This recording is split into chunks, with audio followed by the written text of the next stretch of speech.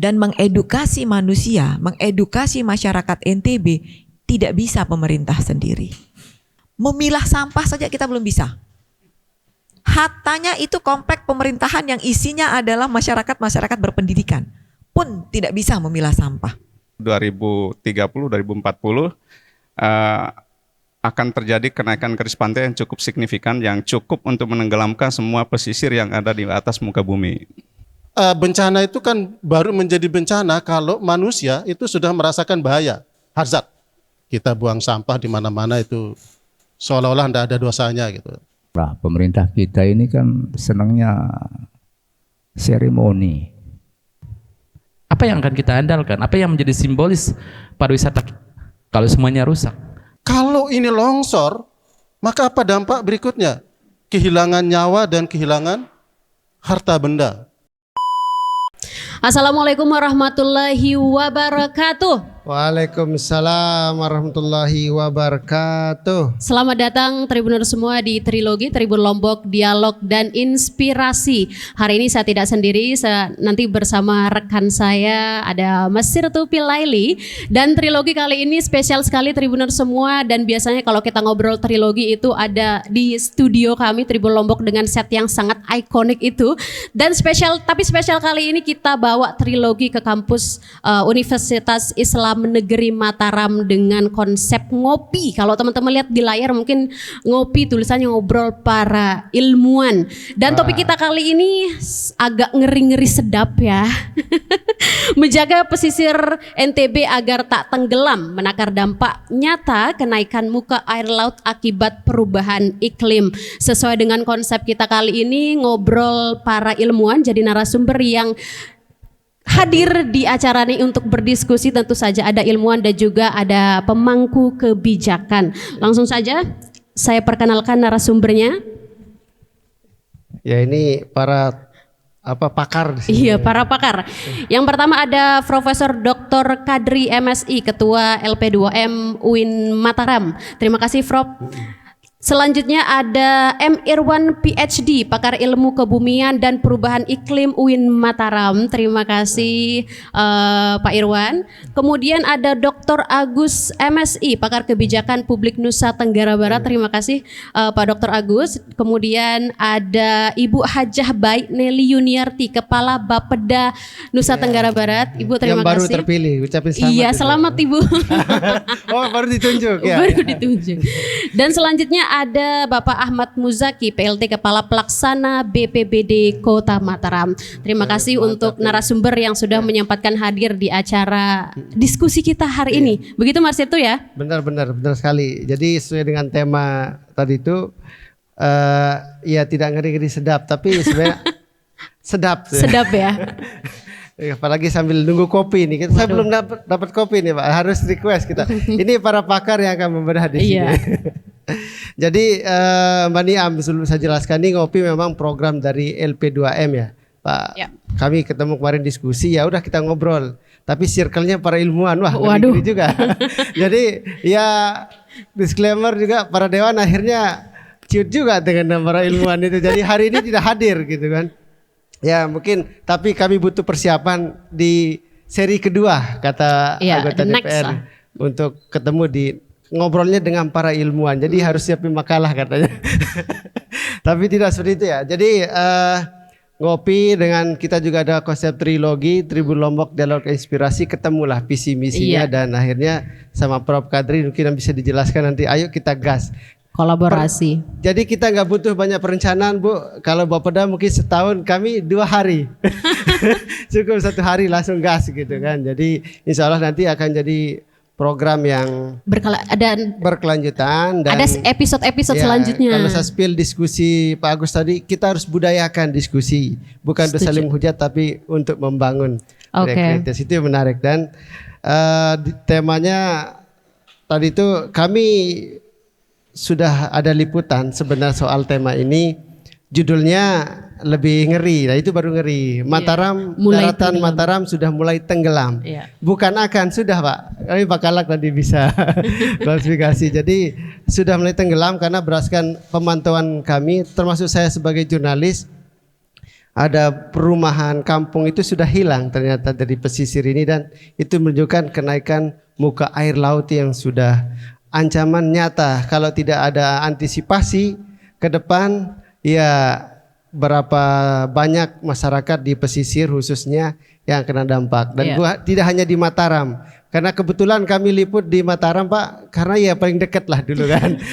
Jadi kalau kami ke Bima mungkin butuh biaya, nanti agak susah. Nah, dan memang sebagian besar masyarakat di pesisir saat ini mengalami ancaman yang cukup serius ya, dan itu yang perlu kita diskusikan, duduk bareng di sini, bareng para profesor di sini, dan tentunya ada Bu Nelly yang akan oret-oret nanti menjadi kebijakannya itu. Jadi jadi kasih masukan, dan ada eksekutornya pahlawan kita ini Pak Kalak BPBD yang hari ini pasti sibuk 24 jam menerima WA, laporan, mengerahkan pasukan, dan kalau tidak sedikit misinformasi bisa salah cara tanggap masyarakat. Ini pentingnya beliau hadir di sini gitu. Dan tentu ada Pak Irwan tadi yang akan kajian sudah sangat mendalam. Oke. Itu Mbak Niam yang akan kita ini bukan pengantar ya, hanya cuap-cuap aja. Nanti pengantar nih Pak Profesor aja.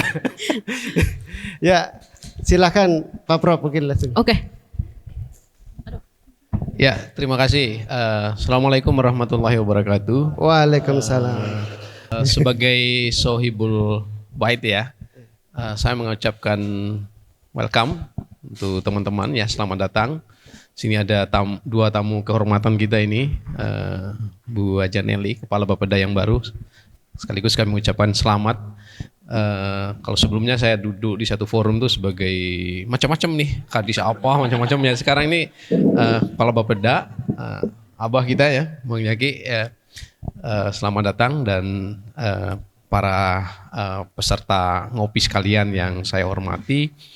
Sebuah kehormatan bagi LP2M bisa berkolaborasi dengan portal berita terkemuka ya di Nusa Tenggara Barat dan di level terbesar Pak. Terbesar. Disebut aja. Bukan terkemuka ya, terbesar ya. Ini jualan ini, Bu Nelly pasti paham karena beliau Badan Kadis Perdagangan. Nusa Tenggara Barat untuk Tribun Lombo dan Tribun News pasti secara nasional kan gitu ya. Nah, ngopi ini digagas memang untuk menjadi forum ngobrol ya, tapi ngobrolnya para ilmuwan tentang tema-tema yang aktual yang memang sedang diperbincangkan oleh publik gitu ya. Sebelumnya kami bicara tentang ekoteologi yang memang isu-isu lingkungan ini lagi seksi-seksinya akhir-akhir ini, dan hari ini masih terkait dengan ekoteologi tapi spesifik terkait dengan perubahan iklim yang dalam hal ini kita kaitkan dengan potensi-potensi bencana di Nusa Tenggara Barat.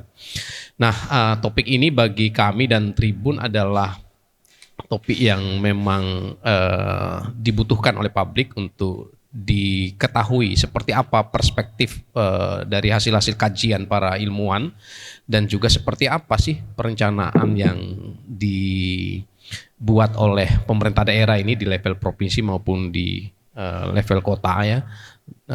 Bentuk eksekusinya seperti apa dengan kondisi. Apalagi kita melihat bahwa NTB ini kan sebagai destinasi internasional ya, tourism international destination, baik di level pulau ya seperti Gili Trawangan Island ya, maupun di pantai seperti Mandalika, dan juga alam banyak sekali ya, termasuk pegunungan seperti Sembalun. Nah, kita harus punya regulasi yang terkait dengan itu ya, bagaimana tata kelola bencana dan sebagai bentuk antisipasinya. Nanti Mas Dr. Agus nanti akan bicara banyak tentang tata kelola bencana ini, dan juga UIN Mataram punya pakar ilmu kebumian dan perubahan iklim. Ini alumni Jepang nih, Bu. Jadi Bu bukan Kaban, hanya ilmu ya. agama aja di sini Pak Prof. Bukan. Karena kita sudah jadi universitas. Oh iya betul. Nah, sehingga bagi saya sebagai Sohibul Bait, forum ini, topik ini penting dan menghadirkan narasumber yang representatif menurut saya. Jadi ada ilmuwan yang memberi perspektif ya dari konteks kebumian dan perubahan iklim, tata kelola secara umum termasuk tata kelola bencana. Ada perencana kita ini yang masih fresh ini ya, dan juga ada pengawal di lapangan. Nah, ini yang membuat forum ini saya kira lebih menarik, dan saya ilmu saya memang tidak terkait dengan ini, tapi sebagai Sohibul Bait saya ingin memberi prolog seperti itu, dan ini mudah-mudahan bukan menjadi yang terakhir ya bagi terutama Bu Nelly untuk hadir ya. Setidaknya Bu Nelly bisa merekomendasikan sebagai perencana di tingkat provinsi, Bukaban ini bisa merekomendasikan dinas mana yang punya otoritas untuk bicara tentang topik-topik yang relevan yang dibuat dalam forum ngopi ini. Tenang Pak Prof, ini baru awal. Bu Nelly udah siap untuk edisi selanjutnya kan? Oke, terima kasih sebagai pengantar. Saya akan menyimak pandangan-pandangan forum ini, dan teman-teman juga banyak di sini. Sekali lagi terima kasih tim LP2M yang hebat. Bisa kasih aplaus lah untuk teman-teman LP2M yang kompak dan hebat ini, dan juga tribun yang luar biasa. Sejak tadi malam sudah full tim ya untuk mempersiapkan hal ini. Siap. Dan kita terobati dengan kehadiran dua tamu istimewa kita pada hari ini. Terima kasih untuk pengantar. Assalamualaikum. Makasih Pak Prof. Waalaikumsalam warahmatullahi wabarakatuh. Ya, saya langsung saja kita to the point. Sebelum ke Bu Nelly dengan Pak Kalak, kami sebenarnya memiliki liputan, hasil liputan. Tapi hal ini mungkin kami tidak muterkan langsung di sini ya, tapi saya jelaskan sedikit di mana dalam hasil liputan kami itu beberapa jurnalis menemukan tadi banyak kenaikan permukaan air laut ini juga sudah sangat mencemaskan, tidak hanya di Mataram tapi juga seluruh wilayah NTB dan termasuk di Indonesia. Ini sudah jadi isu nasional, dan salah satu rekomendasi dari Bappenas untuk melakukan upaya-upaya serius. Nah,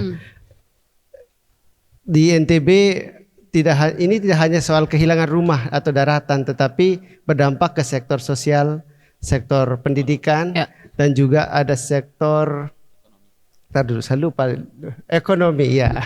Malu Pak, lupa dikit enggak apa-apa.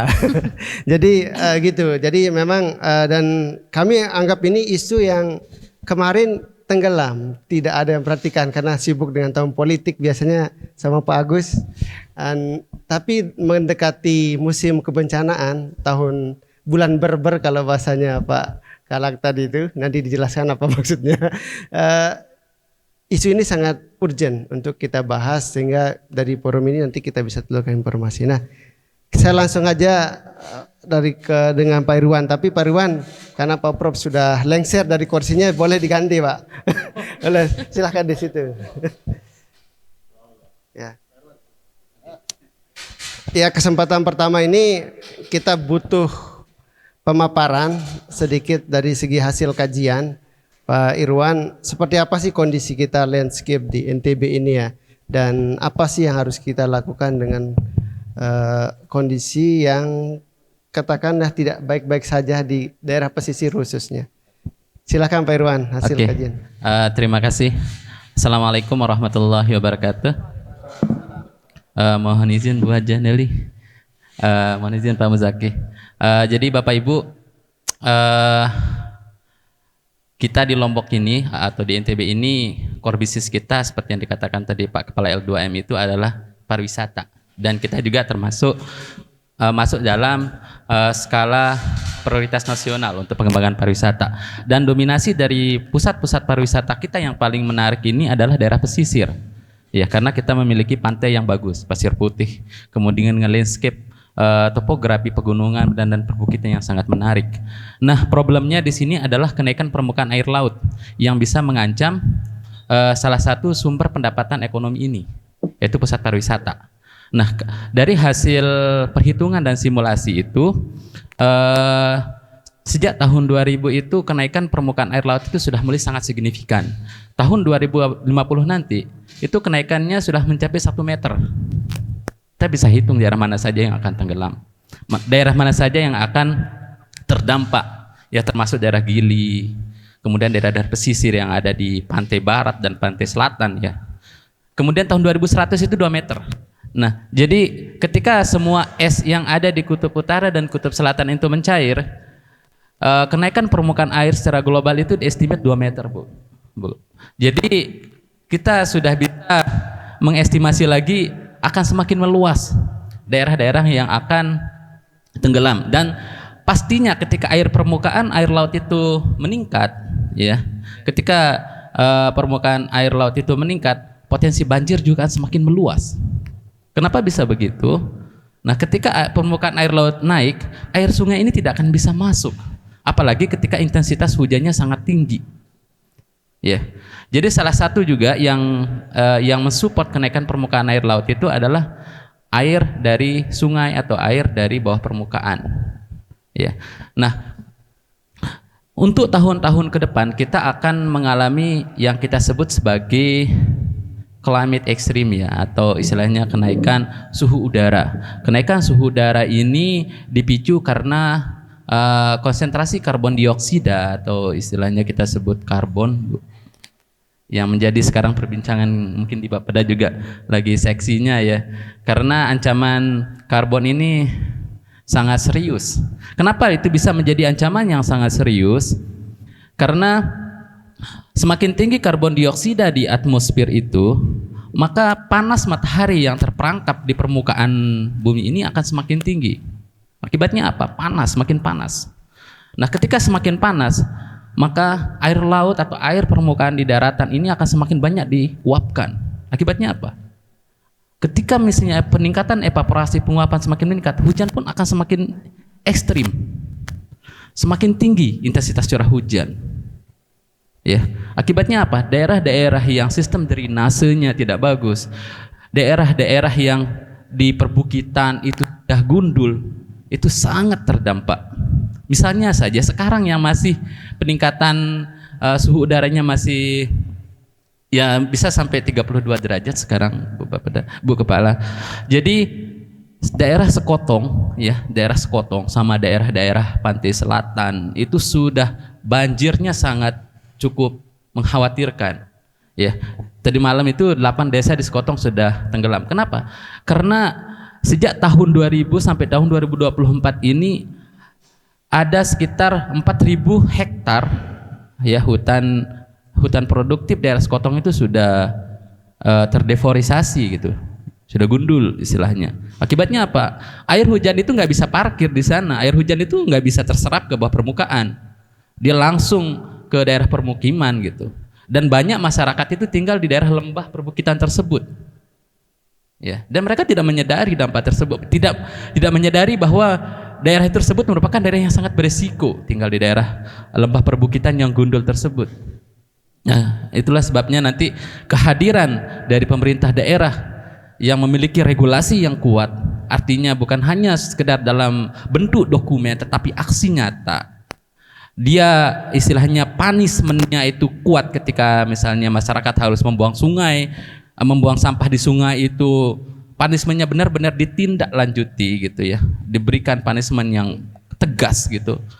Maka air sungai dari hulu ke hilir itu bisa mengalir dengan lancar sehingga tidak terjadi limpasan air di daratan. Kemudian sungai-sungai juga yang dangkal-dangkal diperdalam atau diperlebar sehingga air ketika intensitas hujan sangat tinggi seperti yang kemarin di 100 mm per detik.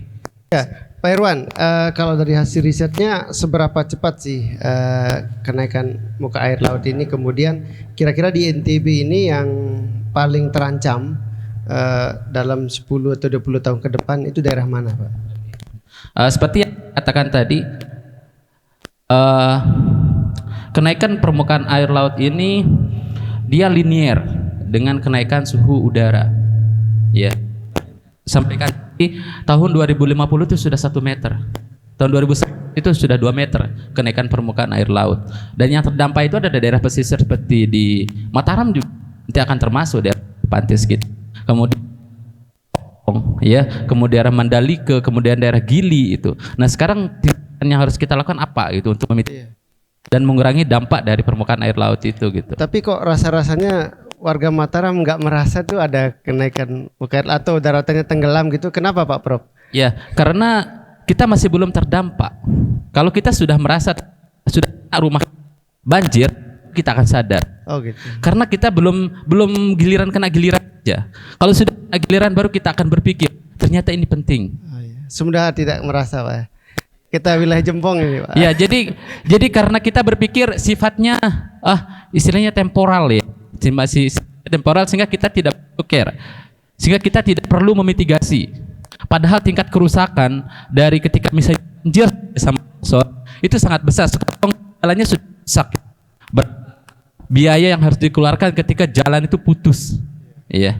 Benar juga sih. Sangat, apalagi kemudian Kute misalnya. Nanti ketika misalnya terjadi yang sudah dibangun di bypass, kemudian di jalan pinggir jalan ke Kute itu rusak, maka pariwisata itu akan mati gitu. Iya. Dan itu turis-turis juga tidak akan merasa aman di sana. Sehingga daerah itu potensi banjirnya gitu. Jadi kita harus menyiapkan rumah karena core bisnis kita di Lombok ini adalah pariwisata. Kita harus menyiapkan rumah yang aman dari banjir, gempa bumi dan tsunami atau longsor dan semua bencana yang lain. Ya, dan itu sekali itu ketegasan dari kebijakan yang kuat. Reward dan punishment itu harus benar-benar menjadi action plan yang kuat. Harus dilaksanakan. Tidak hanya dalam bentuk dokumen menurut saya. Yang selama ini masih masyarakat itu masih saja buang sampah ya. Dan kemudian sungai-sungai kita juga masih banyak yang belum terkelola dengan baik. Baik Pak, Ibu Nelly udah catat tadi kebijakan yang kuat gitu, harus tegas gitu kan. Tapi sebelum ke Bu Nelly dan Pak Kalak, ini ada Pak Safril, Dr. Safril dari Universitas Muhammadiyah Mataram yang juga akan mempertegas kembali seperti apa kondisi kita.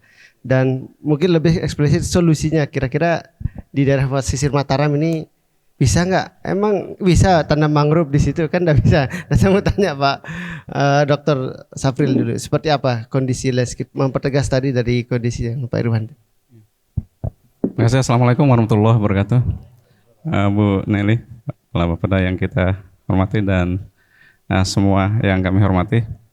Memang ada problem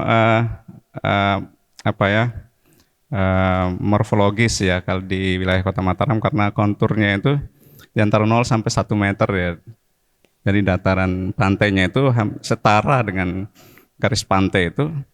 Di wilayah utara, empenan utama, bagian selatan makin naik ke arah 1 meter atau 2 meter di atas permukaan laut. Sehingga sangat potensial memang ada ancaman degradasi di wilayah pantainya. Jadi abrasi setiap saat tentu saja terjadi. Lalu kemudian juga ada gejala global itu global warming itu akan dapat mempercepat proses mencairnya es di bagian kutub yang dapat menyebabkan kenaikan muka air laut. Ya kalau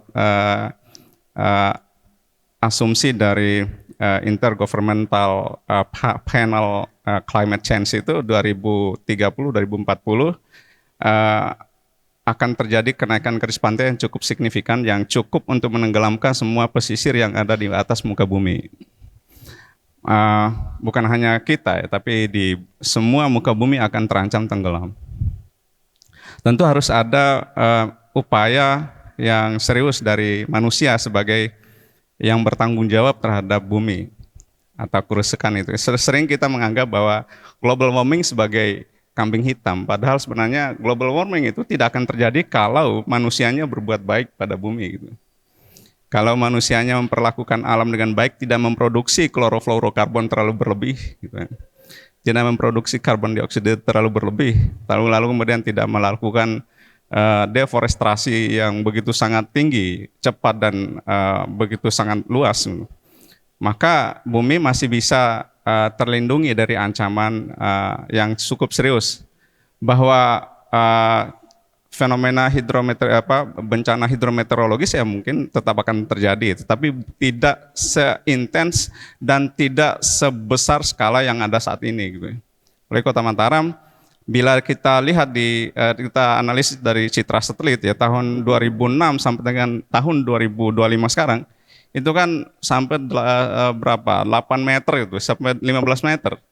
Yang dulunya 2006 sampai 2025, kalau kita lakukan pemetaan secara skala di peta satelitnya, maka kita akan mendapati berkurangnya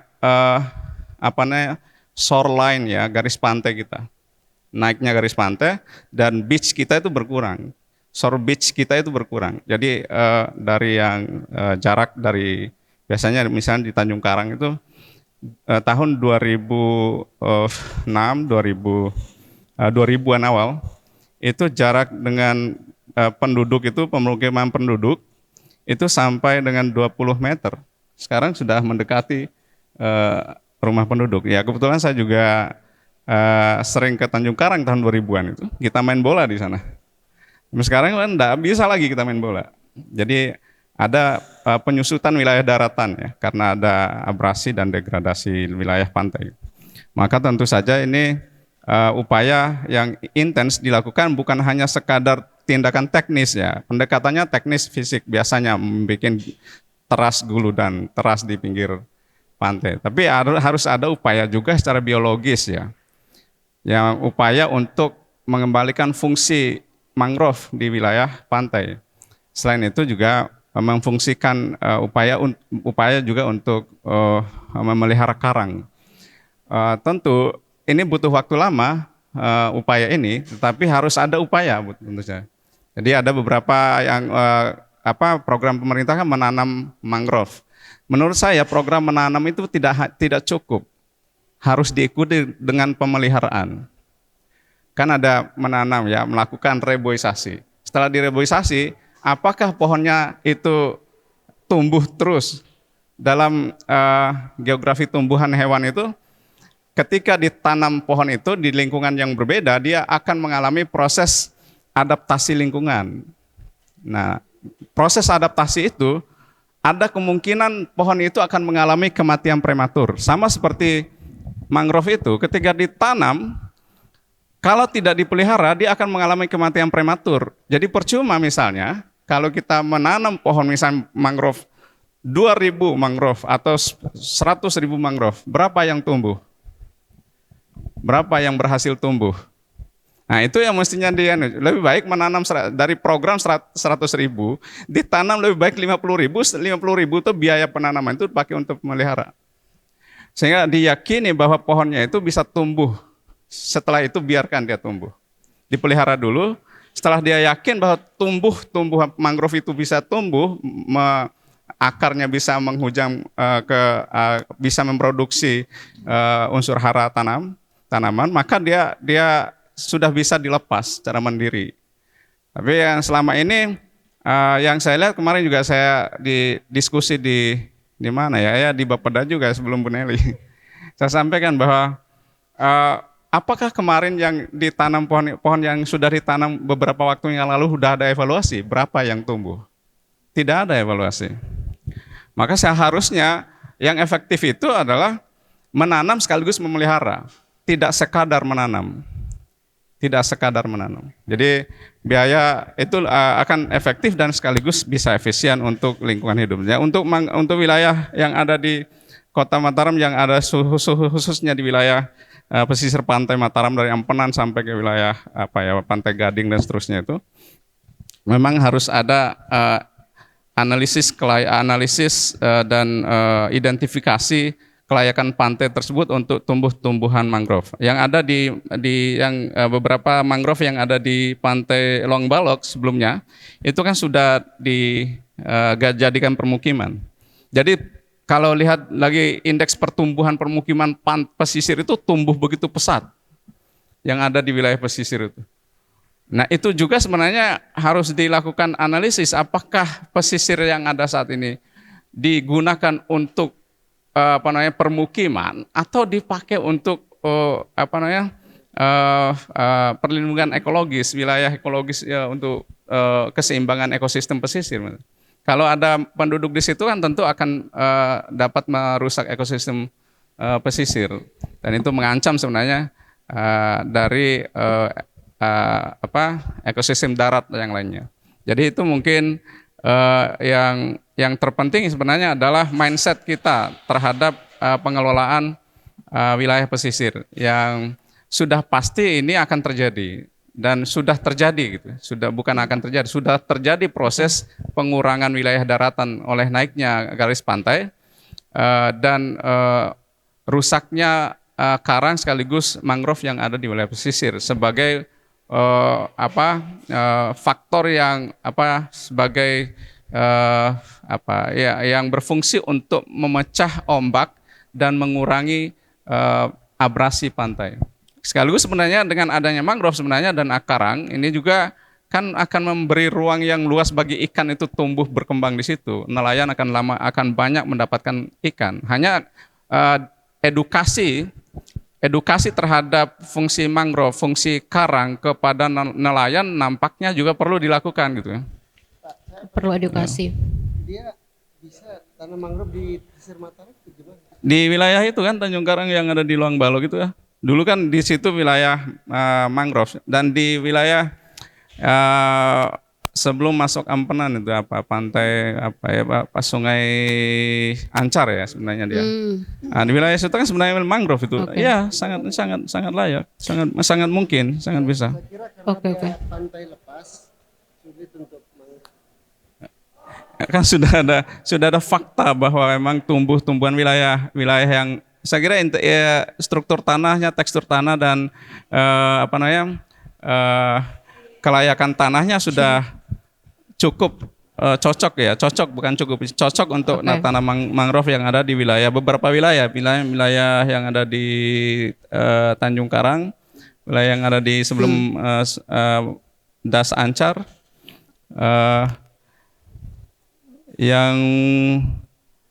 yang kurang kayaknya yang ada di wilayah yang dulu pantai Pantai Selingkus dulu, sekarang pantai apa namanya? Oke. Artinya Dr. Syapril dengan kondisi ya dulu Pantai Selingkus dan pantai apa namanya? Pantai Peng ya. Oke. Tanamin mangrove ya di situ ya. Artinya Dr. Syapril yang disampaikan sama Dr. Syapril tadi dengan kondisi pesisir kita saat ini perlu analisis tadi, kemudian penanganan dan pemeliharaan. Namun sebelum saya ke Ibu Nelly, saya ke ini dulu, ke pakar kebijakan publik. Nah, ini ada Pak Agus nih. Ya. Pak Agus, kalau melihat nih di Nusa Tenggara Barat kita, apakah kebijakan pemerintah provinsi kita sudah sadar iklim sejauh ini? Gimana, Pak Agus? Baik, nyambung dengan apa yang disampaikan oleh Pak Dr. Irwan, oleh Pak Dr. Syapril tadi. Sebelumnya, Bu Kaban, terima kasih. Ini Bu Kaban sama saya ini satu guru, satu ilmu ya. Jadi kalau di dunia itu persulapan itu tidak boleh saling ganggu. Pak Muzaki, terima kasih sudah sampai di UIN Mataram. Ya, kalau dilihat dari perspektif tata kelola kebencanaan ya, karena ilmu saya tentang kebijakan publik ya, maka ada 3 dimensi yang mesti kita padukan dalam satu kesatuan sistem. Yang pertama adalah dimensi manusianya atau publiknya atau masyarakatnya. Yang kedua dimensi alam, yang ketiga baru dimensi kebijakan. Pada dimensi manusia, apa problemnya NTB? Problemnya NTB adalah publik NTB ini, masyarakat NTB ini belum sepenuhnya memiliki mindset bahkan budaya tentang penanggulangan kebencanaan. Ya, kita buang sampah di mana-mana itu seolah-olah tidak ada dosanya gitu.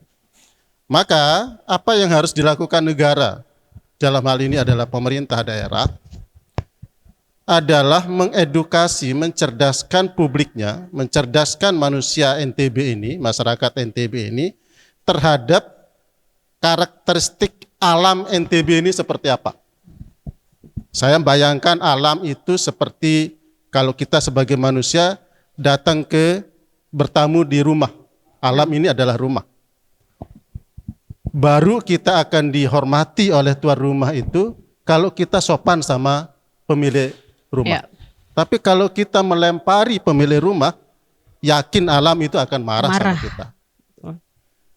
Nah, bencana itu kan baru menjadi bencana kalau manusia itu sudah merasakan bahaya, hazard. Tapi kalau belum merasakan bahaya, belum mereka merasakan sebagai sebuah bencana, maka ini harus dicerdaskan. Saya membaca ada beberapa fakta tentang alam NTB yang harus disampaikan oleh negara kepada publik. 1, NTB, ini fakta bukan mitos, NTB merupakan daerah apa namanya ya, apa istilahnya, api Pasifik itu, cincin api Pasifik. Nah, ya, apa dampaknya? Kita akan rawan dengan gempa. Ini fakta bukan mitos. Yang kedua, fakta NTB adalah NTB ini dikelilingi oleh 2 gunung Merapi aktif. Gunung Rinjani dan Gunung Tambora. Apa dampaknya? Dampaknya tentu adalah rawan erupsi. Fakta tentang NTB yang kedua bukan mitos. Yang ketiga, fakta alam NTB adalah NTB itu daerah longsor. Ya, daerah longsor. Apa dampaknya? Ini menjadi ancaman bagi daerah-daerah pegunungan, daerah-daerah perbukitan. Saya sering kali mengingatkan pemerintah terhadap pulau-pulau yang banyak pegunungannya, tolong jangan digunduli. Tuh, Sumbawa sampai ke Bima. Kalau ini longsor, maka apa dampak berikutnya? Kehilangan nyawa dan kehilangan harta benda bagi manusia yang ada di sekitarnya. Fakta yang berikutnya tentang NTB adalah NTB ini punya alam rawan banjir. Sedikit saja hujan di Mataram kemarin langsung banjir. Apa dampaknya kalau banjir? Juga kehilangan nyawa, kehilangan harta benda. Bisa jadi juga nanti lama-lama tahta kita bisa hilang itu kalau banjir terus gitu. Dan ini ancaman yang serius bagi Indonesia, bagi NTB. Fakta yang kelima tentang NTB adalah NTB ini daerah pariwisata, khususnya pariwisata bahari dan pariwisata alam. Kaya sekali kita tentang pariwisata bahari dan pariwisata alam. Apa dampaknya? Kalau alam kita rusak, kalau pantai kita rusak, ya wisatawan kita tidak datang ke sini. Bagaimana kemarin kasus di NTT ya, yang luar biasa itu, media internasional sampai kemudian bicara karena persoalan alam yang ada di sekitar lokasi atau destinasi pariwisata bahari. Ya. Nah, kalau kita sudah pahamkan, cerdaskan publik kita dengan fakta-fakta tentang alam kita, lalu apa yang harus dilakukan oleh negara berikutnya? Kebijakan. Dalam perspektif kebijakan, saya lihat dalam konteks makro policy-nya, kebijakan makronya sebetulnya pemerintah sudah memiliki Undang-Undang Nomor 24 Tahun 2007 tentang penanggulangan kebencanaan. Pesan mandat dari undang-undang itu adalah satu, pemerintah daerah, ini kepada pemerintah daerah, harus memiliki penetapan kebijakan tentang penanggulangan bencana. Bentuknya bisa, kalau bisa ya perda lah. Ya iman berikutnya kalau tidak mampu sampai iman tertinggi berbentuk perda itu ya peraturan gubernur lah. Oke, kita sudah punya peraturan gubernur nomor 3 tahun 2025 tentang apa ya? Perencanaan ya. Perencanaan kebencanaan, rencana kebencanaan. Ya, tetapi kita harus diskusikan nanti soal implementasinya. Ya.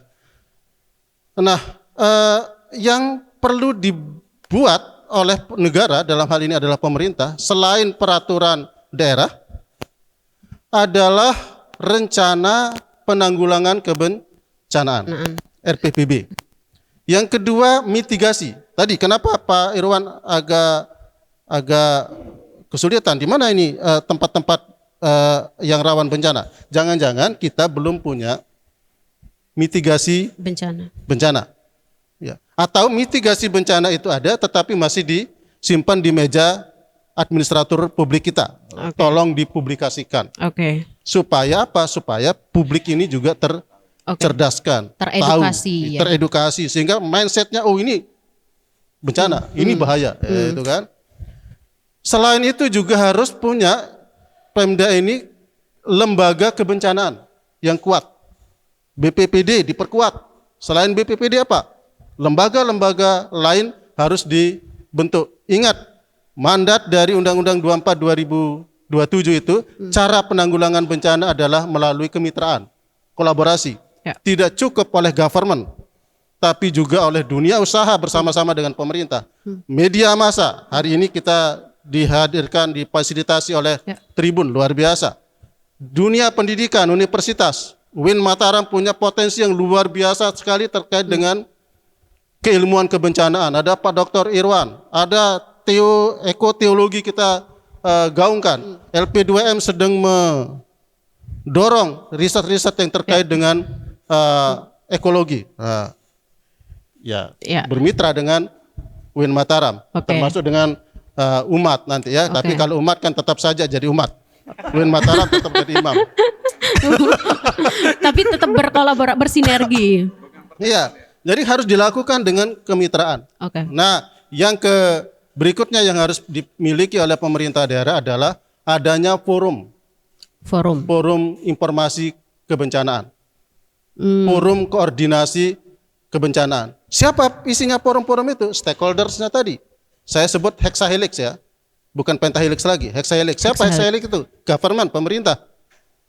Ya, lalu dunia usaha, lalu media massa, universitas, perguruan tinggi, NGO. Kemudian satu lagi adalah komunitas terdampak. Masyarakat terdampak. Yang mereka tahu, komunitas budaya itu mereka tahu cara menanggulangi bencana itu seperti apa. Mereka sangat paham. Nah, yang perlu kita lakukan adalah riset oleh perguruan tinggi. Ilmunya ada di perguruan tinggi, eksekusinya ada di Bu Nelly. Langsung di-mention back. Kalau butuh konsultan terima kasih. Kebencanaan ada Pak Irwan. Nanti kalau butuh konsultan kebijakan ada Prof. Winengan. PPI itu kaya dengan kebijakan. Terima kasih Dr. Jadi itu yang yang perlu saya sampaikan terkait dengan kebencanaan. 3 dimensi itu ya.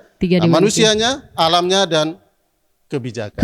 Terima kasih. Ini langsung saja ke Ibu Nelly terkait dengan banyak sekali tadi yang disampaikan. Harus ada kebijakan yang kuat, kebijakan yang menyasar langsung kepada solusinya, dan edukasi publiknya, Bu Nelly. Catatannya sudah full itu saya lihat. Jadi nggak heran ini kalau orang lain mundur di forum ini ya. Terima kasih. Bismillahirrahmanirrahim. Assalamualaikum warahmatullahi wabarakatuh. Selamat siang ini kayaknya. Yang kami hormati di sini ada benar-benar ilmuwan semua ini. Ada Pak Profesor, Pak Doktor, Pak Irwan, Pak Agus, Pak Sapril. Kita berdua aja nih Pak Jaki yang dari. Saya juga Bu ilmuwan. Oh iya ya. Ilmu ngawur ngidul. Iya, yang pertama izinkan kami mengucapkan terima kasih. Ini forum yang sangat luar biasa dan memang harus sering dan banyak forum-forum diskusi seperti ini.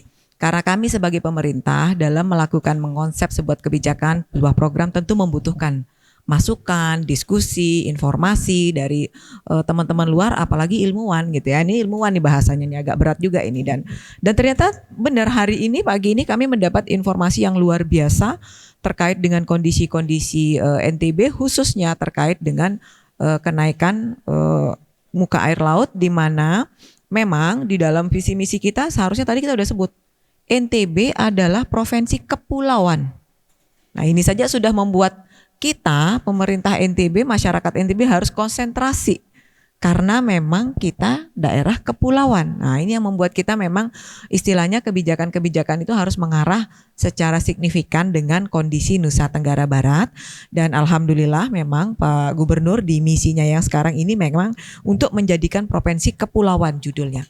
Bukan lagi menjadikan NTB, tapi menjadikan provinsi kepulauan kita ini menjadi provinsi yang sejahtera, maju dan kuat. Nah, kata kuat ini yang membuat kita harus siaga dengan kebencanaan tadi. Sehingga di dalam RPJMD kami itu kami sudah mencoba mengkolaborasikan, menguraikan kondisi-kondisi tadi di dalam program-program kami, terutama yang paling urgen sekali adalah NTB Lestari. Nah, NTB Lestari ini memang kita PR besar sekali terkait dengan illegal logging, kondisi-kondisi hutan kita, supaya air yang seperti Pak Dr. Erwan ini sampaikan tadi, jangan semua meluber ke laut, tapi harus ada yang tertahan. Untuk menahannya kita butuh pohon-pohon besar, bukan dihabiskan. Dan ini menjadi PR kami bersama dan catatan tadi juga dari Pak Prof. Sarip, bagaimana program kegiatan yang sudah kami alokasikan ini di dalam perencanaan pembangunan kita terkait dengan reboisasi, terkait dengan tadi adalah pemeliharaannya. Nah, ini menjadi catatan kita bersama. Terlepas dari itu semua tadi seperti yang disampaikan oleh Pak Agus, selain manusia, alam, kebijakan, manusia ini dulu. Dan mengedukasi manusia, mengedukasi masyarakat NTB tidak bisa pemerintah sendiri. Kami membutuhkan kolaborasi yang sangat besar untuk mengedukasi masyarakat kita tentang bagaimana mengelola sampah, bagaimana tidak merusak lingkungan. Nah, yang terdepan di depan mata saat ini adalah seperti yang disampaikan oleh Pak, memilah sampah saja kita belum bisa. Hattanya itu komplek pemerintahan yang isinya adalah masyarakat berpendidikan pun tidak bisa memilah sampah. Ada yang merasa? Nah, silahkan kalau merasa. Dan kami membutuhkan teman-teman media juga untuk mengedukasi. Karena itu dibutuhkan kebijakan. Kami dari sisi pemerintah secara regional, Kebun Kongo itu hampir setiap tahun kami perhatikan. Tetapi kan tidak mungkin tampungannya terus yang kita perbaiki, tapi produsennya tidak kita urus. Nah, itulah kolaborasi pertama kita adalah dengan pemerintah kabupaten kota. Minta tolong. Untuk regulasi tentang sampah di masyarakat, jangan lagi menghimbau. Langsung surat edaran, kalau tidak memilah sanksinya apa? Kalau tentang sampah organik diangkat hari Senin Selasa, misal ini. Kemudian Rabu Kamis yang anorganik, yang plastik. Jadi masyarakat sudah memilah. Kalau dia tidak pilah jangan diangkat, biarin numpuk di rumahnya. Biarin masuk ke dapurnya lagi. Nah, ini ketegasan-ketegasan ini yang kita butuhkan. Karena selama ini kita memang menghimbau, tolong ya jangan buang sampah, tolong ya sampahnya dipilah. Tapi ujung-ujungnya di Kebun Kongo meluap terus dan tidak terpilah. Akhirnya kami yang di hulu menatap, dan biarpun kami perluas juga, ya Pak Kabit ya ini kebetulan hadir bersama Kepala Bidang, kami perluas lahan Kebun Kongo, ya tetap tidak akan. Provinsi nggak bisa kasih sanksi ke masyarakat? Oh, enggak bisa, karena itu sudah ranahnya kabupaten kota. Makanya kita bilang kolaborasi. Kita harus berkolaborasi. Dan pemerintah juga tidak bisa sendiri, pemerintah kabupaten kota. Dia membutuhkan tokoh-tokoh masyarakat di bawah. Dia membutuhkan kepala lingkungan, dia membutuhkan kepala dusun. Mari kita bersama-sama. Nah, ini. Jadi seperti yang disampaikan Pak Dr. Sarip tadi, jangan hanya menanam saja, pelihara. Jangan hanya himbauan saja, ada sanksi. Nah, itu. Jadi kita harus mengedukasi. Karena PR kita bukan tentang SDM, bukan tentang SDM masyarakat, tentang kebiasaan. Seperti yang saya sampaikan tadi, walaupun kompleknya isinya orang-orang berpendidikan tetap tidak memilah sampahnya. Apalagi untuk masyarakat kita tidak berpendidikan. Jadi ini bukan tentang SDM, tentang kebiasaan. Nah, padahal kebersihan sebagian dari iman. Nah, kalau kembali ke sana, mestinya kita ini adalah orang yang sangat-sangat bersih tentang sampah.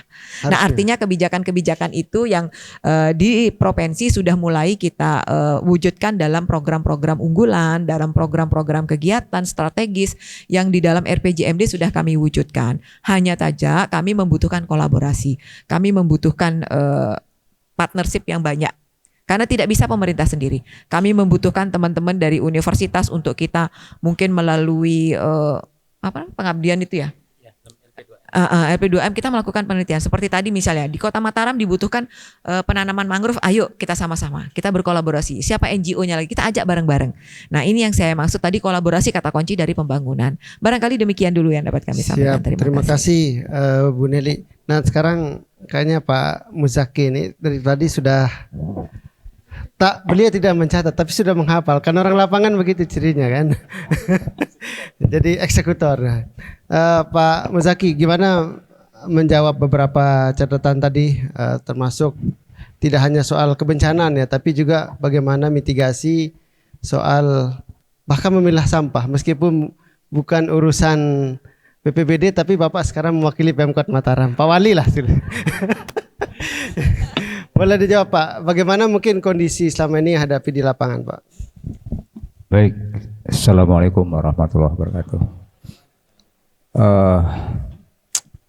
Ada kalimat yang harus kita ingat selama saya menjadi warga BPBD, yaitu alam jaga kita, kita jaga alam.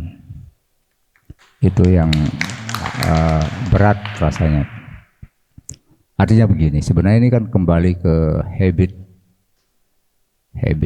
Kemudian kalau dari posisi lingkungan, saya nggak tahu nih teman-teman yang mengurusi tentang tata ruang itu juga harus sedikit galak lah. Pemerintah kita ini kan senangnya seremoni. Selanjutnya seperti apa kan? Rame-rame kita menanam pohon. Pertanyaannya, siapa yang pelihara? Anggaplah, ini kan kita lihat di depan mata ini. Ada mahasiswa misalnya ingin mengadakan penghijauan. Support dong. Dapat bibitnya itu aja diputar-putar Pak. Dapat bibitnya. Dapat izin dari rektor juga. Jangan dulu katanya Pak Rektornya. Padahal Kritik buat kampus juga ini ya. bukan kritik, ini kan diskusi nih. Siap. Adik-adik mahasiswa gitu, begitu coba masuk ke instansi, misalnya BKLH atau yang terkait dengan itu, wah lagi diputar-putar Pak. Saya pengalaman betul itu dari sejak mahasiswa sampai seperti ini. Nah, kemudian menarik yang disampaikan tadi, memang harus ada, ini setelah ditanam selanjutnya seperti apa. Ayo Bu, berapa banyak kegiatan-kegiatan para pejabat kita yang hanya lip service, cukup menanam saja. Satu, jadi ketegasan tata ruang kita yang harus kita perjelas. Contohnya Bu, mohon maaf, tentang Kebon Kongo, tempat pembuangan sampah itu kan Kota Mataram dulu yang beli tanah di sana di Lombok Barat karena keterbatasan lahan. Dulu ini, sejarahnya ini. Jadi areal itu dibeli oleh Kota Mataram, pakai duitnya Kota Mataram di wilayah Lombok Barat. Waktu itu masih sepi Pak, tidak terurus, tanah itu jauh dari pemukiman. Tiba-tiba pemukiman semakin mendekat. Yang protes siapa? Yang protes itu masyarakat yang semakin dekat dengan sampah itu, bau macam segala macam. Kurang apa pemerintah Kota Mataram memberikan support sampai jalannya halus mulus. Glowing jalan itu. Coba kurang apa tuh? Oleh masyarakat tertentu juga ini jadi bahan objekan. Artinya bahwa sudah saatnya kita mempertegas tata ruang. Kalau menurut saya secara pribadi, tata ruangnya di sekitar Kebon Kongo itu diatur. Udah jadikan aja daerah terlarang atau daerah hijau. Gak boleh ada apa-apa di situ. Pak Zaki. Nah itu yang terkait kebencanaan. Ya. Kebencanaan. Undang-undang kebencanaan lahir sejak kejadian tsunami Aceh. Regulasi tentang badan itu sudah ada. Semua kabupaten kota sudah punya aturan itu, termasuk dalam bentuk perda, kemudian perbupati, semua sudah ada lengkap. Hanya saja memang penguatan terhadap personil, kelembagaan di tingkat BPBD memang perlu ditingkatkan. Kemudian soal kependidikan kebencanaan mitigasi, sudah terlalu banyak kita lakukan itu, tetapi keberpihakan terhadap memperkuat kelembagaan itu memang penting. Sering-sering dicoret sama Bapeda. Kan konsultasi nih, kabupaten kota konsultasi ke Bapeda tuh, evaluasi, ya ini penting coret, apa itu mitigasi. Sekarang dengan coretnya katanya. di samping Bapak itu. Ini lah. Dan coba dilihat, anggaran untuk penanggulangan bencana itu berapa? Yang dia banggakan apa Pak? BTT. Oh ada, sudah kita siapkan di BTT sekian M, sekian puluh M katanya. Betul, tapi apa semudah itu kita bisa eksekusi? Tidak. Ibu jujur saja nih, Bapeda jujur, berapa sih kegiatan kebencanaan di kabupaten kota dan provinsi itu tentang kebencanaan? Enggak terus. Untungnya kami BPBD itu ada support dari BNPB itu, dari segala macam itu. Nah ini di lapangan terkait fenomenanya yang saya juga kaget nih, teman-teman Tribun, tiba-tiba ada judul itu, Mataram tenggelam. Sudah Pak, sedikit. Dia wawancara tuh siapa wawancara itu. Nanti kita tanya jurnalisnya ya Pak. Mantap. Saya ditelepon malamnya Pak. Masa bisa seperti itu? Dapat dari mana Bapak itu datanya? Pertama, bahwa data itu memang dari penelitian teman-teman Syah Kuala Aceh. Yang kedua dari BMKG terkait dengan kegempaan. Bahwa kota Mataram itu termasuk daerah labil Pak. Bahasa kerennya dia goyang Mataram ini Pak. Aluvial kayak di Palu itu. Di beberapa daerah tertentu. Ya. Di daerah tertentu. Yang kedua terkait mangrove.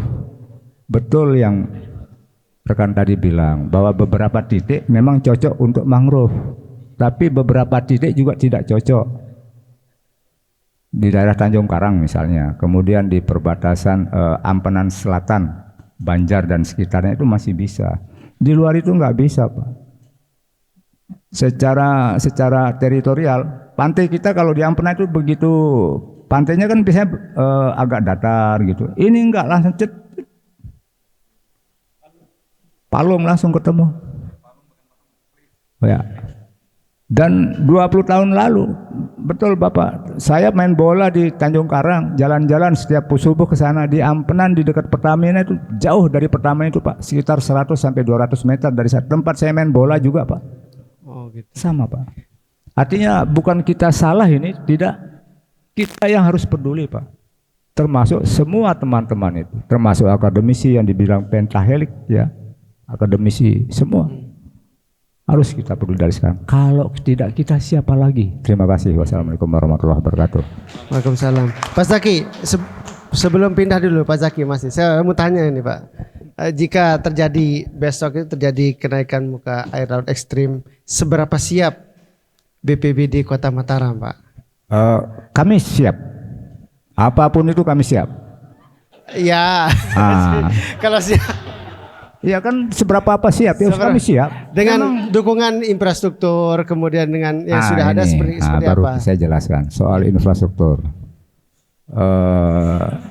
Secara beberapa teman BBWS kemudian PUPR dibantu oleh Komisi 8 kalau tidak salah DPR RI dengan Pak Abdul Hadi juga yang DPR RI kita di sana sudah mencoba untuk.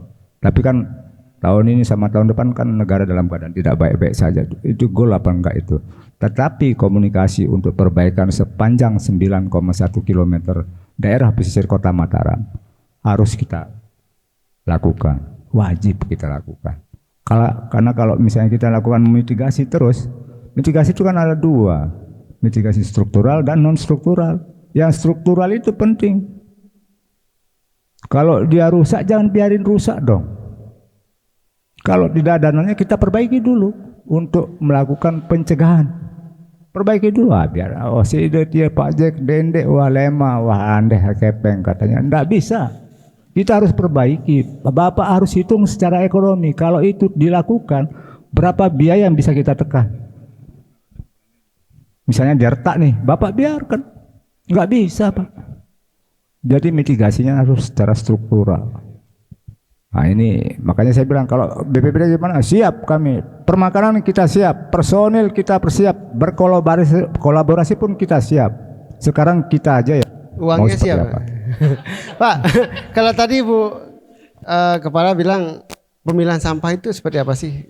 Itu juga bagian. Ya kalau sampah Kota Mataram sudah mengeluarkan apa namanya? Ya, tentang himbauan, bukan himbauan ya, diminta kepada masyarakat untuk memilah sampah. Kalau yang awal dengan menggunakan 4 jenis tempat kantong plastik, karena dianggap agak sedikit agak sedikit ringkas lah, tidak terlalu ribet. Kemudian diringkas menjadi 2, non organik, anorganik sama organik. Yang anorganik itu pakai kertas plastik warna putih, yang organik pakai hitam. Seberapa efektif sudah berjalan, Pak? Sepengetahuan saya, karena saya di komplek juga, saya termasuk pengurus RT di bawah itu Pak. Saya bilang gini, kalau tidak dipilah itu tidak kita angkut, kita bilang itu. harus ada, wajib. Kalau misalnya Pak RT-nya itu, saya makanya sering komunikasi dengan teman-teman di BKLH karena kita mandiri Pak, mandiri sampah mandiri. Beda dengan yang diangkut pakai roda 3 yang oleh pemerintah itu ya. Kalau ini saya bayar Pak 1.750.000 untuk mengangkut sampah itu Pak. 2 kali dalam 1 minggu dan saya bayar itu Pak. Saya punya juga itu. Jadi itu Pak. Jadi memang kesadaran, kemauan kita sama ini. Kalau ada yang tidak sadar, masa dari sekian kita yang tidak sadar juga. Siap. Ini Bapak lah yang paling sadar, yang lain nggak apa-apa tidak sadar gitu Pak. Kalau Terima kasih Pak. Ya, terima kasih Pak Muzaki. Menunggu kesadaran ini memang PR kita masyarakat Indonesia ya. Biasanya surga dan neraka itu juga cukup bikin kita sadar ya. Nah, terima kasih Pak Muzaki. Di sini ada audiens kita Pak yang sangat, ada 70.000 audiens di sini.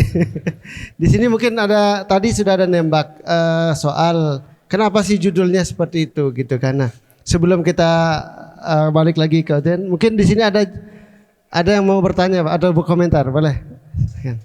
Ya.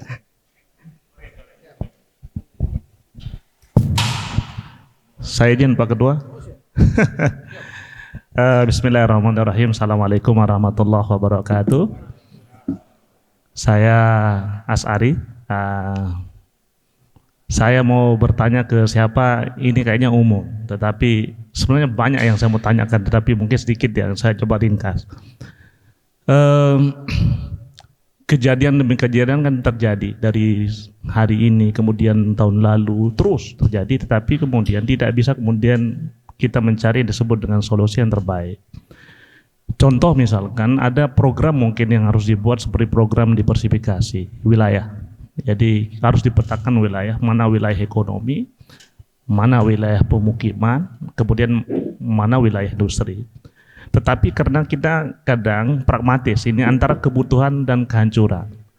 Yang tidak boleh menjadi boleh, yang boleh menjadi tidak boleh kadang-kadang. Nah sekarang ini kalau kita ekoteologi misalkan, perumahan ini kan merambat di mana-mana, ya. Entah itu apakah dia boleh dibangun, tidak boleh dibangun, tapi boleh. Di pesisir yang harusnya tidak boleh, dia berjalan. Dan itu sudah berubah fungsi. Kemudian tadi yang disebutkan sebagai mangrove misalkan, yang harusnya ditanam, kemudian dirabat. Lalu kemudian potret kota kita misalkan, ya kota Mataram, kemudian Lombok Barat, itu berubah. Perumahan ini lahan-lahan yang akan menjaga ini sudah berubah menjadi perumahan, berubah menjadi beton. Saya kira memang yang menjadi problemnya adalah aturan kita yang tidak keras. Mestinya harus ada yang saya sebut itu tadi, program diversifikasi untuk memetakan ini tidak boleh dibangun apa misalkan, ini boleh.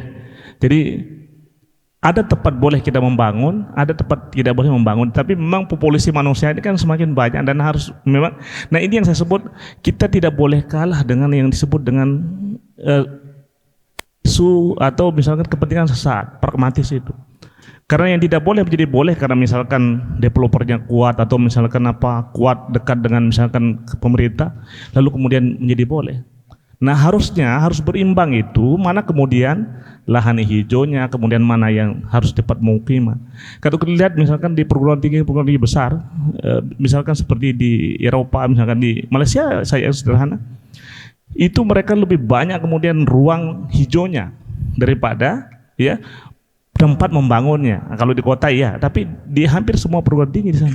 Ya. Nah inilah yang kurang bagi kita. Maksud saya yang ingin saya sampaikan adalah harus ada keberanian yang kemudian pemerintah itu tidak boleh ada intervensi dari siapa saja. Kalau kita sudah memetakan misalkan wilayah, mana wilayah misalkan pemukiman, mana wilayah pertanian, tidak boleh diganggu-gugat, dibuatkan perda. Ada enggak perda itu? Berani enggak kita? Nah sekarang ini kalau misalkan pusat mau ya misalkan, contoh misalkan sekarang ini KEK yang menjadi wilayah kawasan ekonomi strategis, karena itu adalah proyek nasional, padahal itu adalah lumbung untuk menjaga bagaimana keberlanjutan ekologi kita.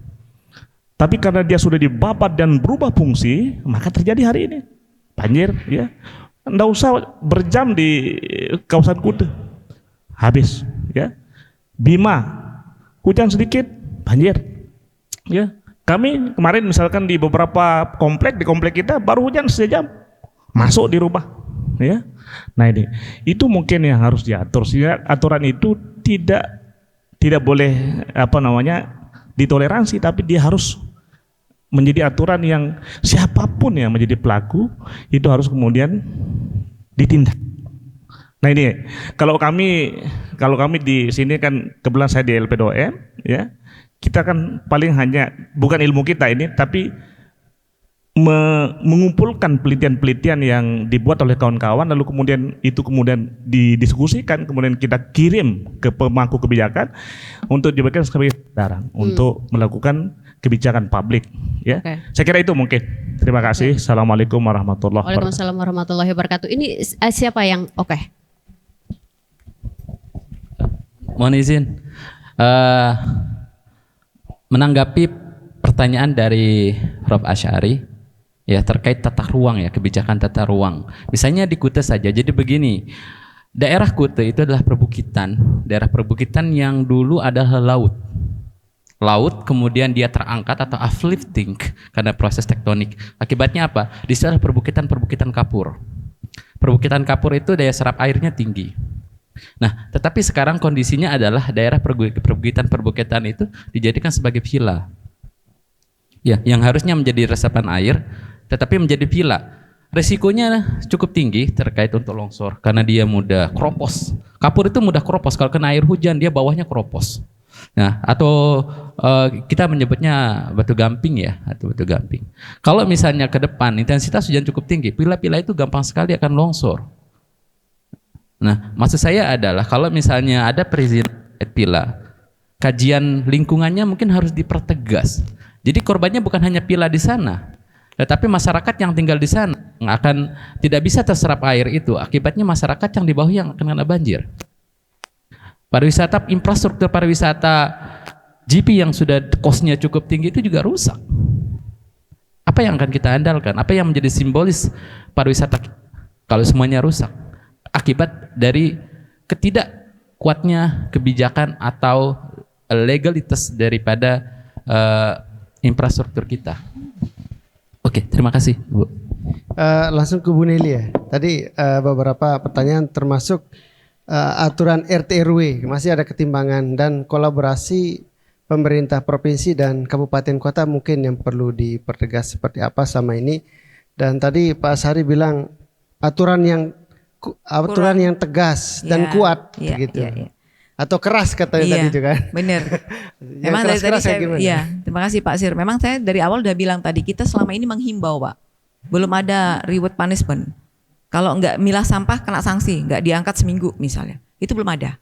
Itu yang saya bilang, mungkin ke depan kemarin kami sudah rapat dengan Lobar dan kota terkait dengan sampah ini memang kita akan pertegas aturannya, terutama di pemerintah kabupaten kota karena mereka yang mengexcuse langsung dengan masyarakat. Itu terkait dengan regulasi dan memang sudah sewajarnya kita agak sedikit tegas mengedukasi, merubah kebiasaan masyarakat. Jadi bukan hanya sekedar menghimbau saja. Kalau menghimbau sudah berpuluh-puluh tahun kita sudah menghimbau. Jadi sekarang harus benar-benar regulasi itu tegas. Bukan berarti sanksi kemudian sanksi itu berat, tidak. Misalnya seperti beliau sampai mengeluarkan uang pribadi Pak Muzaki. Nah kita berpikir sekarang masyarakat ini nggak diangkut saja sampahnya 3 hari, pasti pusing dia. Ibu-ibu rumah tangga pasti pusing. Kalau nggak diangkut 3 hari saja, ya kan Pak Jaki ya. Nah sekarang makanya suruh mereka pilah sendiri sampahnya baru diangkut. Nah ketegasan itu ada di level bawah Pak. Nah itu ada di level bawah terutama di 3 roda itu ya Pak. Karena percuma kami rumah tangga memilah kalau dia diangkutnya dijadiin satu lagi di roda 3 itu. Makanya saya bilang coba dirubah jam menjemputnya. Hari ini khusus yang saya angkut adalah sampah plastik atau anorganik misalnya. Ya sudah itu saja yang diangkut, jadi nggak bercampur. Nah, 2 hari kemudian saya akan mengangkut sampah organik, nggak boleh lagi anorganik ikut diangkut.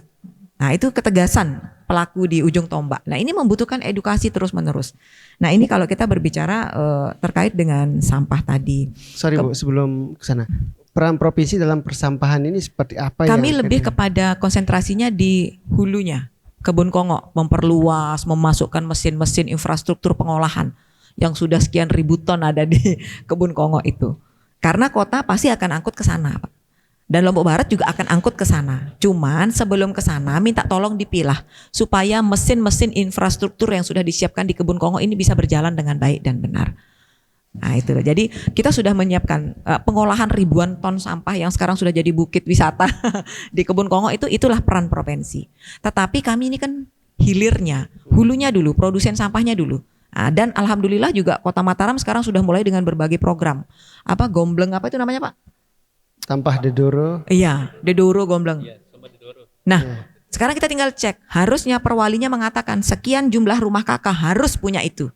Nah gitu loh. Jadi udah anorganik nggak diangkut. Yang diangkut hanya organik nggak diangkut. Yang anorganik saja yang diangkut. Karena semua udah masuk di Gombleng itu untuk kelas rumah tangga. Kalau diwajibkan semuanya itu bagus banget loh. Langsung jadi tempat nongkrong Gomblengnya itu ya, keren. Nah itu keren, itu langkah yang bagus. Nah, tetapi dilaksanakan tidak oleh semua rumah tangga di kota. Itu pertanyaannya. Nah, jadi itu. Nah, jadi artinya seperti itu. Ini saya bilang dari tadi, kita tidak hanya pemerintah saja, tetapi kita mengedukasi masyarakat. Seperti kata Pak Agus tadi, manusia ini dulu. Karena yang menjaga alam manusia, yang buat kebijakan manusia, manusianya ini dulu. Nah, mengedukasi terus menerus, merubah cara kebiasaan habit yang kurang bagus ini yang harus kita terkait dengan sampah dan alam.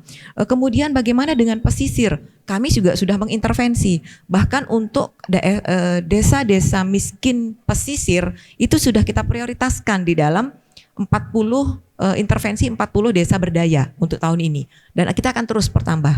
Nah, di program desa berdaya ini kami sudah klaster. Mana desa miskin yang pesisir, mana desa miskin yang hutan, mana desa miskin yang urban.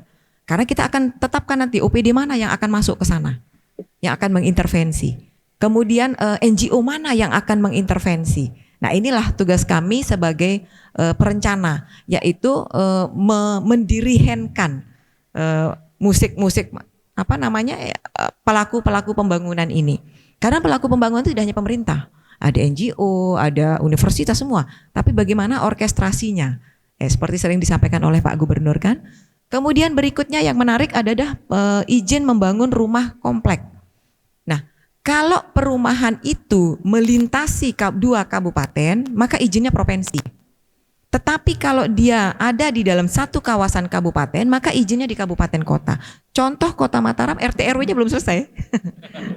Ya, jadi, nah yang menarik adalah PR kita sekarang, Kota Mataram khususnya. Bagaimana kita mulai melatih masyarakat kita hidup di apartemen, rumah ke atas. Karena keterbatasan lahan. Seperti kata Pak Prof. Asari, gimana caranya ruang hijau itu besar.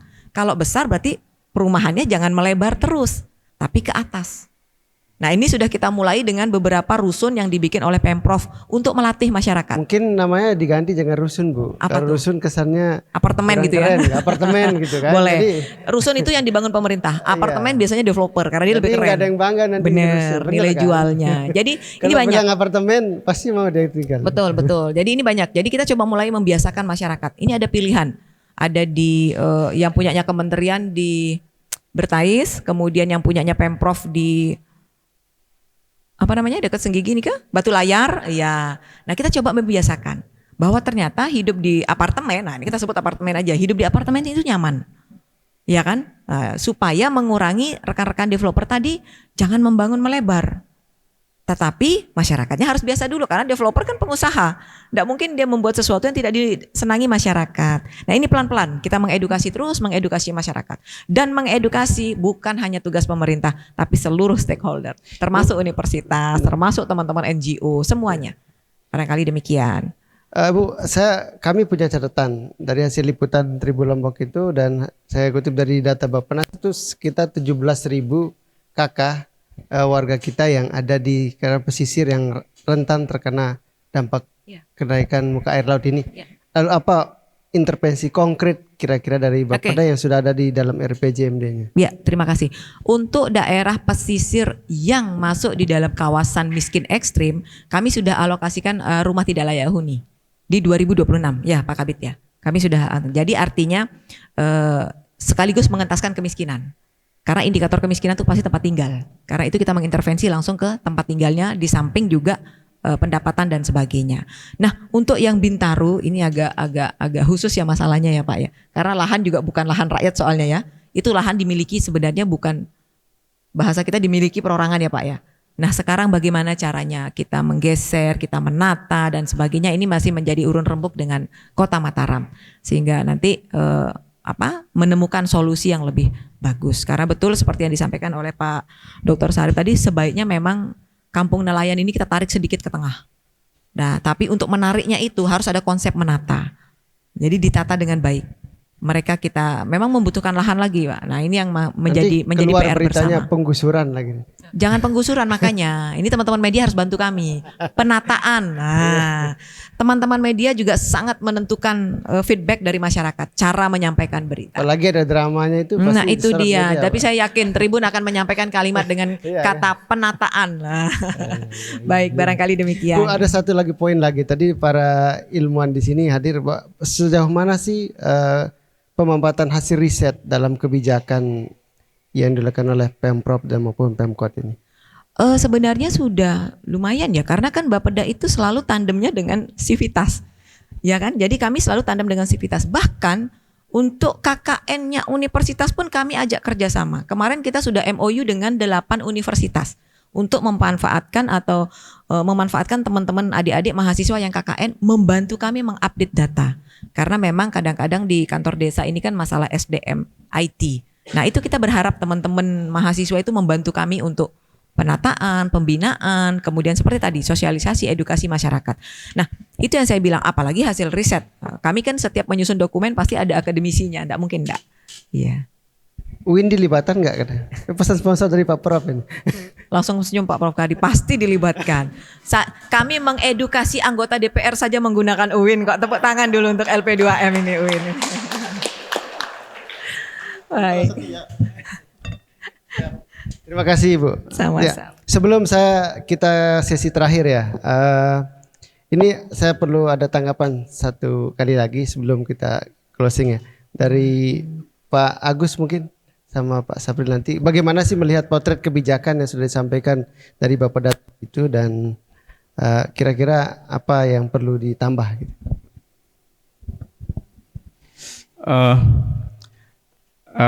Memang ada fenomena yang menarik sebenarnya terkait dengan wilayah pesisir ini. Misalnya kalau dari si citra satelit itu menggambarkan bahwa ada terjadi pergeseran wilayah Kota Mataram dari sistem ekologis alami ke sistem pesisir perkotaan yang berimplikasi pada meningkatnya risiko banjir, abrasi, dan penurunan kualitas lingkungan. Tentu saja itu diperlukan satu tindakan yang efektif. Tadi sudah disampaikan oleh Bu Nelly bahwa memang membangun kesadaran baru dari masyarakat untuk mengubah tradisi orientasi pesisir yang alami yang selama ini ada menjadi orientasi pesisir yang berbasis ekologis, berbasis lingkungan. Itu memang penting untuk supaya mereka menyadari bahwa mereka hidup di alam dan dia butuh alam, bergantung pada alam. Bukan alam yang bergantung pada manusia. Sebenarnya kitalah yang butuh alam. Karena kita butuh alam, maka perlakukanlah alam dengan baik, perlakukan lingkungan dengan proporsional. Dan itu perlu pelibatan segala unsur. Tadi mungkin pondok pesantren juga penting bila perlu di kegiatan seperti ini ada tokoh pondok yang dihadirkan untuk juga diajak sharing, sehingga mereka akan bisa menjadi aktor lapangan untuk membangun kesadaran bagi masyarakat paling dasar ya. Kalau masyarakat yang punya kemampuan akademis yang cukup mudah untuk dibangun kesadarannya. Tapi kalau masyarakat yang sudah sudah mendarah daging kehidupannya di situ dan seakan-akan dia ada historis yang sulit untuk ditinggalkan di situ, itu susahnya. Di situ mengubah historis sejak dia lahir, besar, hidup di situ, lalu kembali ke lingkungan baru, itu mungkin tantangannya. Okay. Dan di situ diperlukan tadi, saya setuju dengan Pak Agus bahwa heksa Hexahelix. hexahelix, bukan triple helix lagi, tapi hexahelix, melibatkan multi stakeholders yang tentu saja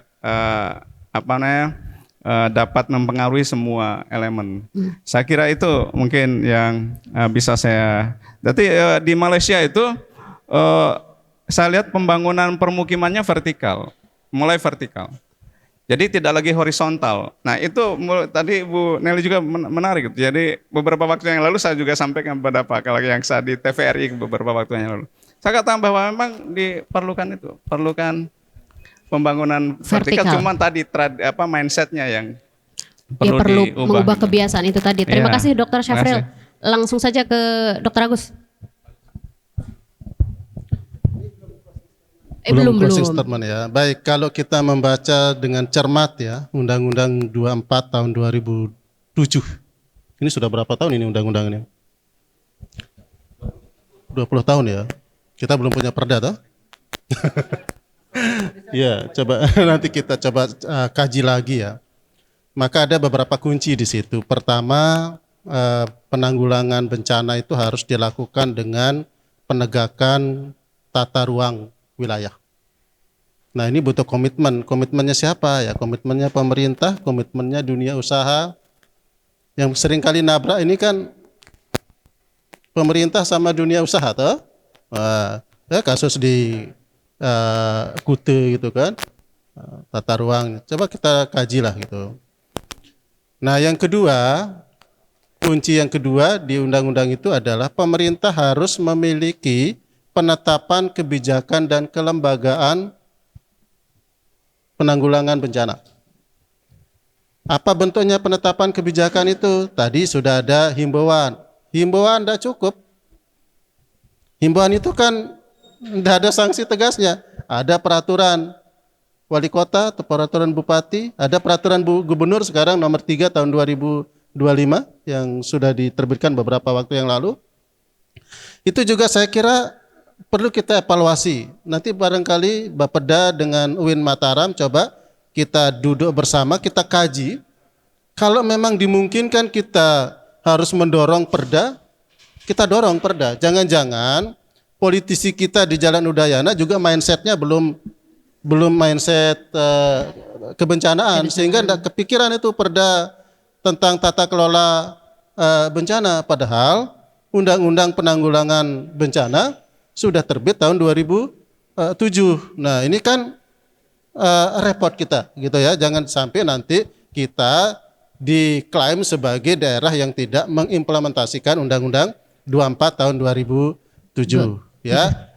Kunci yang ketiga tadi adalah kemitraan yang disebut dengan kolaborasi. Siapa yang berkolaborasi? Tadi sepakat saya, kolaborasi antar pemerintahan, pemerintah pusat, pemerintah provinsi, pemerintah kabupaten kota. Mari pemerintah pusat, provinsi, kabupaten kota clearkan mana kewenangan dan peran masing-masing. Jangan sampai saling lempar. Nah, itu kasus di Kute, kasus di Prabu. Setelah makan korban baru sadar, oh iya kami harus melakukan penegakan hukum. Mbok ya sebelumnya. Nih pemerintah pusat apa kewenangan? Jangan semua sekarang diambil oleh pemerintah pusat. Hutan ambil oleh pemerintah pusat. Galian C ambil pemerintah pusat. Bagian bencana, kabupaten, you punya kewenangan. Nah, muncullah korban. Baru berpikir, oh ya kami harus melakukan penegakan. Yang namanya manajemen kebencanaan itu kita lakukan sebelum, kan ada 3 itu poinnya. Pra bencana, masa bencana, pasca bencana.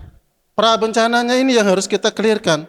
Nah, melalui apa? Melalui kebijakan, melalui kesadaran.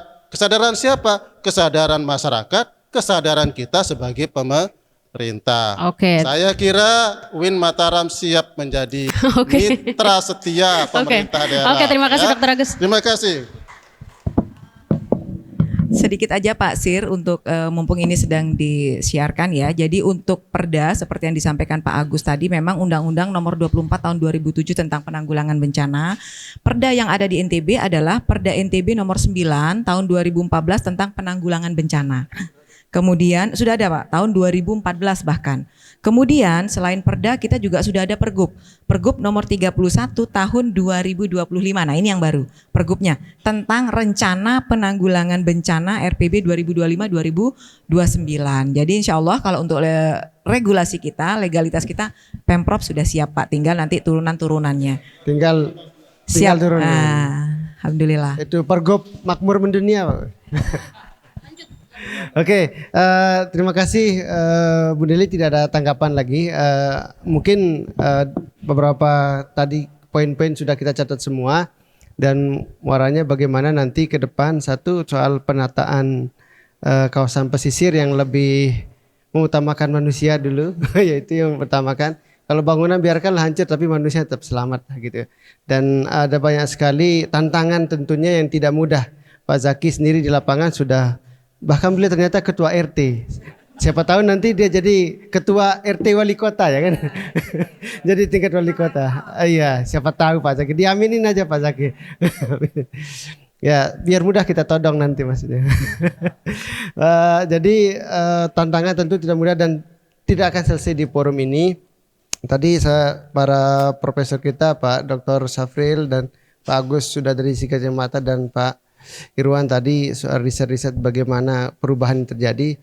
Saya pikir ke depan perlu langkah konkret lagi, memperkaya masukan bagi pemerintah daerah. Eksekusi tetap di Bu Neli kok, tenang. Jadi sama Pak Zaki. Dan mungkin sebagai closing statement kita mulai dari Pak Zaki ya. Yang punya wilayah ini, kita berdiri di wilayah Kota Mataram. Baik, terima kasih. Sebelum closing statement, setiap ada kegiatan tentang kebencanaan, kami mengundang perguruan tinggi. Kalau di Muhammadiyah itu kan ada MDMC ya. Di UIN ini apa ini? Jangan-jangan tidak ada ya? Apa namanya? Nah ini belum keren berarti kan. Jadi kita kesulitan. Jadi kami semua yang khusus perguruan tinggi kita undang untuk masuk ke dalam rangka membicarakan tentang khusus kebencanaan.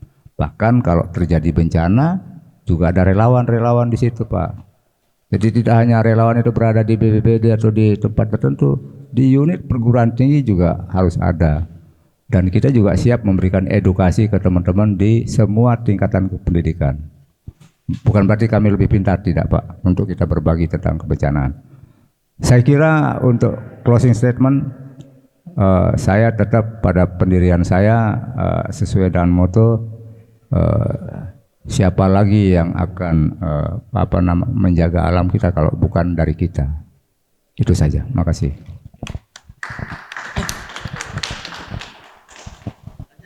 Oke, terima kasih.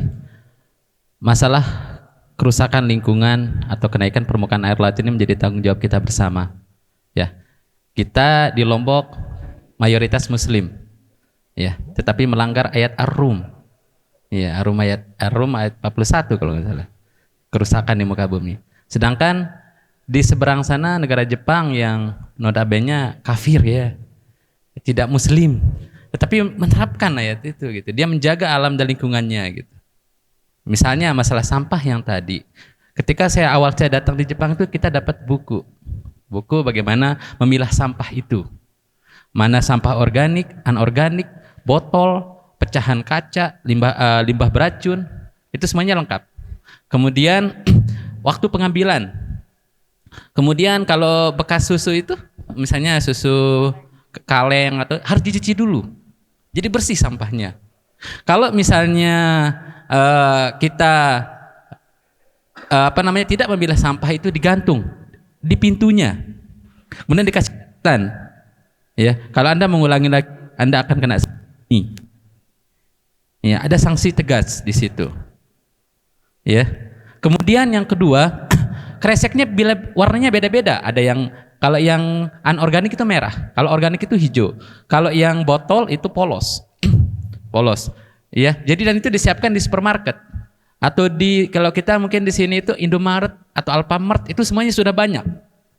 Ya, dan semua rumah harus punya itu dan harganya kalau misalnya tergantung kondisi keuangan warga ya. Kalau misalnya di kondisi ekonominya susah dibantu sama desa kalau kita mungkin ya. Atau yang ekonominya bagus bisa beli di di Alfamart atau Indomaret. Itu mungkin perlu di kita, jadi maksud saya adalah ketika ada regulasi, pemerintah juga menyiapkan ya, berkolaborasi dengan dunia usaha sehingga mereka bisa memilah. Karena kalau mereka nggak punya kantong kresek itu misalnya untuk memilah sampah dengan warna berbeda, warnanya sama semua. Iya, sampah itu akan sama. Kalau kita pakai warna hitam semua. Jadi tidak ada warna yang berbeda di sana. Kemudian tong sampahnya juga beda-beda warnanya, merah, hijau, kuning gitu. Ya jelas gitu. Ada yang kaleng, ada yang kaca, ada yang organik gitu. Ya. Jadi maksud saya di sini adalah selain kita menerbitkan regulasi, kita berkolaborasi dengan stakeholder atau dunia usaha seperti yang tadi. Bagaimana kita mengedukasi masyarakat itu juga penting. Ya, sehingga apa yang kita harapkan itu bisa tercapai. Ya. Sehingga nanti program zero waste itu benar-benar terpenuhi atau tercapai goalnya gitu. Terima kasih. Assalamualaikum warahmatullahi wabarakatuh. Terima kasih Pak Irwan. Ibu kapan? Siap. Masih ada program zero waste, Bu? Masih. Tapi saya closingnya pantun. Boleh. Biar cakep ini. Kita bilang cakep ya. Oke. Pergi ke kedai membeli bunga. Cakep. Bunga dibeli, cantik sekali. Cakep. Alam sekitar perlu dijaga. Cakep. Agar hidup senantiasa harmoni. Cakep. Terima kasih. Saya suka kalimat Pak Muzaki. Kita jaga alam, alam akan jaga kita. Terima kasih. Terima kasih Bu Kaban. Closing yang sangat indah. Pak Agus, singkat aja Pak Agus. Baik. Saya belum siapkan pantun ini. Tapi poinnya begini lah. Soal kebencanaan ini bukan hanya masalah yang kompleks, tetapi multi kompleks. Karena dia multi kompleks, maka ilmu tata kelola kebencanaan atau manajemen kebencanaan itu sudah menyediakan konsep namanya collaborative governance. Tata kelola yang berbasis pada kolaborasi antara satu atau lebih organisasi publik, apakah Bapeda Provinsi NTB dan OPD yang lainnya, dengan sebanyak-banyaknya multi pemangku kepentingan. Saya kira itu clear. Terima kasih tadi sudah ada klarifikasi dari Bu Kaban, sudah ada Perda tahun 2014, sudah ada Pergub tahun 2025, maka kajian LP2M kedepannya adalah implementasinya. Nah, jangan-jangan kita punya persoalan pada implementasinya. Nah, karena itu nanti insya Allah ya kolaborasi Bapeda dengan LP2M akan terus berlanjut. Saya kira itu, mari kita jaga alam kita bersama, dan kalau kita sudah menjaga alam kita bersama, maka alam akan menjaga kita. Terima kasih. Assalamualaikum warahmatullahi wabarakatuh. Waalaikumsalam warahmatullahi wabarakatuh. Selanjutnya. Ketika paradigma antroposentrisme mempengaruhi perilaku manusia, maka sudah pasti akan terjadi distorsi perilaku. Maka yang harus diubah adalah mengubah antroposentrisme menuju kepada ekosentrisme. Itu pekerjaan tidak mudah, pekerjaan yang ekstra panjang waktunya karena melibatkan banyak kepentingan di dalamnya. Ada tolak tarik kepentingan kapitalistik di dalamnya, sekaligus tolak tarik kepentingan untuk menjaga ekologi yang selalu menjadi fenomena yang acap kali terdiskursuskan di level global. Nah, kita tarik pada level kita, bagaimana mengubah paradigma antroposentrisme menuju kepada ekosentrisme, dan aktornya itu kan ekologi ini kan sebenarnya abiotik, biotik, culture. Problemnya di culture. Maka kita perlu melakukan perbaikan-perbaikan di level itu. Terima kasih. Billahi taufiq wal hidayah. Wassalamualaikum warahmatullahi wabarakatuh. Waalaikumsalam warahmatullahi wabarakatuh. Tribuners, luar biasa dari pemaparan pemateri kita yang pemateri atau narasumber ya, yang hadir sudah di forum ngopi bareng trilogi ini ya. Terima kasih Pak Profesor Kadri, teman-teman di LP2M UIN Mataram sudah kasihkan kita forum yang sangat luar biasa Luar ini. biasa ini. Saya pikir kalau closing dari saya tidak ada, karena saya bukan ilmuwan kayak ilmu praktisi. Jadi kalau saya mungkin ini waktunya kita rehat sejenak gitu. Sekarang Mbak Niam, Oke. tutup acara. Diskusi ini luar biasa sekali ya, dan ini spesial sekali kita membahas soal pesisir, dan seperti yang sudah disampaikan oleh semua narasumber bahwa menjaga wilayah pesisir NTB tidak bisa sendirian, butuh ilmuwan, butuh kebijakan kuat dan ketegasan dari pemerintah juga. Dan saya rasa dan ada keinginan untuk ngobrol-ngobrol selanjutnya di ngopi-ngopi selanjutnya Mas Tirto ya, barangkali akan ada episode kedua bersama UIN Mataram LP2M. Begitu Prof ya. Oke, saya ucapkan terima kasih, kami ucapkan terima kasih kepada semua narasumber yang sudah menyempatkan hadir di acara diskusi kita kali ini. Nanti kita ngobrol lagi Tribuners semua di ngopi-ngopi selanjutnya, dan sampai jumpa. Wassalamualaikum warahmatullahi wabarakatuh. Waalaikumsalam warahmatullahi wabarakatuh.